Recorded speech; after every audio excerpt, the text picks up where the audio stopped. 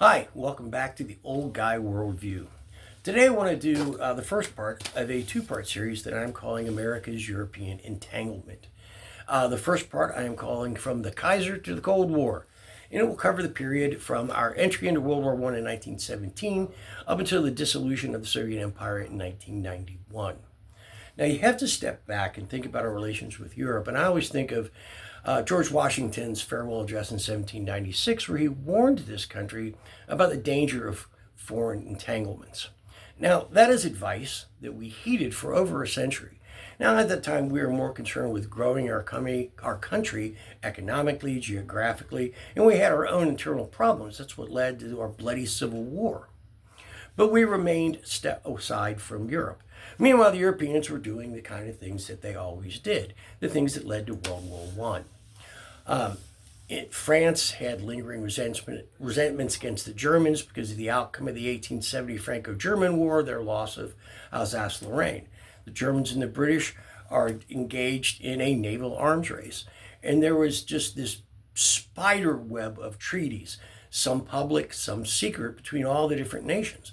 The Germans had a treaty with the Austro-Hungarians. The Austro-Hungarians had a treaty with the Ottomans. The Germans had a treaty with the Italians. The Italians had a secret treaty with the British and the French. The British and the French had treaties with one another, and the French had a secret treaty with the Russians. And it goes on. It was a powder keg that only would take a single spark to ignite. That single spark was from crazy Serbians who assassinated the Archduke Ferdinand and his wife. So now we have World War I. And the United States stayed out of World War I for the first few years. Ultimately, we were brought into it. And there are different reasons that are cited, different events. There's the sinking of the Lusitania, the Zimmerman Telegraph. Ultimately, it was unrestricted submarine warfare that got us into the war. So we're there. And we go into the war in April of 1917, and none too late, because it took us a while to generate the men, the equipment to get them over there. In the interim, in March of 1918, the Russians and the Germans signed a separate peace, the Treaty of Brest-Litovsk.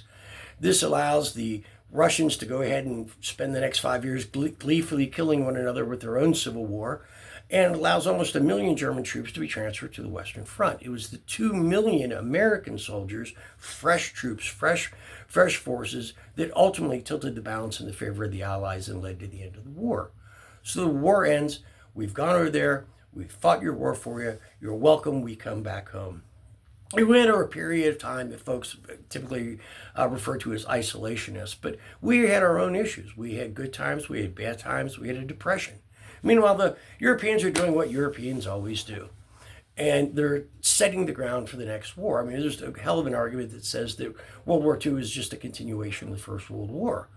One of the key factors in Hitler's rise to power was German resentment against the Treaty of Versailles that ended World War I. He used that in the whole theory of the stab in the back and blaming of the Jews, which is a whole other horrendous story, that helped rise to power. So now we have World War II. And just like Wilson had campaigned in 1916 on, he keeps us out of war, yet we ended up in war. In 1940, FDR's going for his reelection with, I won't send your boys to fight foreign wars.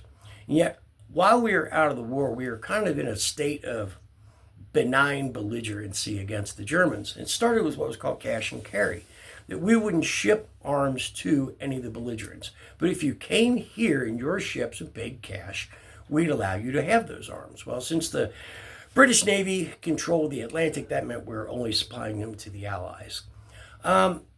And then there was the issue of Lend-Lease. We're obviously supporting one side, and ultimately neutrality patrols. All these things together didn't push us into war.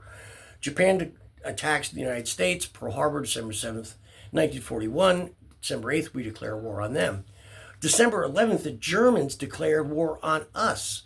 Now, the Germans were part of the Tripartite Act with the Japanese and the Italians, but the way that was written said that members of that would only go to war with someone who attacked one of the member nations who was not already involved in the war. Well, wrong on both cases. Japan attacked us, and we were not already in the war. I think that was Hitler's greatest blunder. Nonetheless, now we have our war. During the course of World War II, over 5 million Americans, my 3 great uncles included, served in the European theater of World War II. So, for the second time in several generations, we have gone to the rescue of Europe at great cost to ourselves. But that wasn't enough. In 1948, realizing that Europe is still a mess from the war, we have the Marshall Plan. So not only have we fought and won your last 2 world wars for you, now we're going to rebuild your economy.